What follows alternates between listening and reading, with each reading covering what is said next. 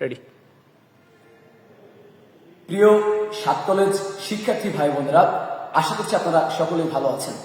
আপনারা অবগত আছেন আগামীকাল 20 নভেম্বর 10:35 মাননীয় শিক্ষা উপদেষ্টা মহোদয় ঢাকা কলেজে আসবেন এবং এসে তিনি পতাকা উত্তোলন করে সাত কলেজ বিশ্ববিদ্যালয় রূপান্তর ইস্যুতে স্পষ্ট বিবৃতি দিবেন।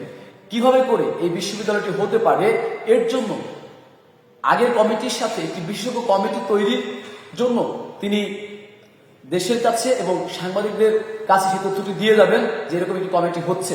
তো সবকিছু মিলিয়ে যেহেতু মাননীয় উপদেষ্টা মহোদয় আসছেন, আপনারা সাত কলেজ থেকে প্রত্যেকেই যার যার ক্যাম্পাস থেকে শান্তিপূর্ণভাবে এবং প্লেকার্ড হাতে করে ঢাকা কলেজে এসে মাননীয় উপদেষ্টা মহোদয়কে সংবর্ধনা জানাবেন।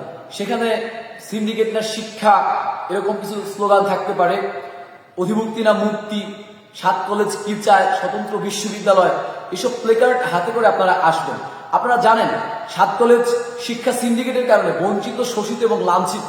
আমরা শিক্ষার্থী হিসেবে এই বাংলাদেশের উচ্চশিক্ষায় যে ধরনের লোপাট হয় এগুলোর ঘোর বিরোধী। আমরা চাচ্ছি এগুলো থেকে বেরিয়ে এসে উপমহাদেশের সর্বপ্রাচীন এই যে শিক্ষা প্রতিষ্ঠান ঢাকা কলেজ সহ অন্যান্য 7টি প্রতিষ্ঠান, তাদের একটি সম্মানজনক মুক্তি। আপনারা জানেন এই মুক্তি দিলে দেশের অন্য কোনো শিক্ষা প্রতিষ্ঠান আহামরি কোনো প্রকার বিরুদ্ধে যাবে না, কারণ আমাদেরকে যেভাবে করে একটি সিস্টেমে, মিথ্যা সিস্টেমে ঢুকিয়ে পরিচয়হীন করে দেওয়া হয়েছে, এর জন্য আমরা জাতি আসলে সব জায়গায় দেখেছি গত 7 বছরে কি পরিমাণ আন্দোলন হয়েছে। আমরা 1 ঘন্টা আন্দোলন করতে চাই না, আমরা চাই একটি সম্মানজনক সেপারেশন। এই সেপারেশন হবে সকলের ঐক্যমত্যের ভিত্তিতে।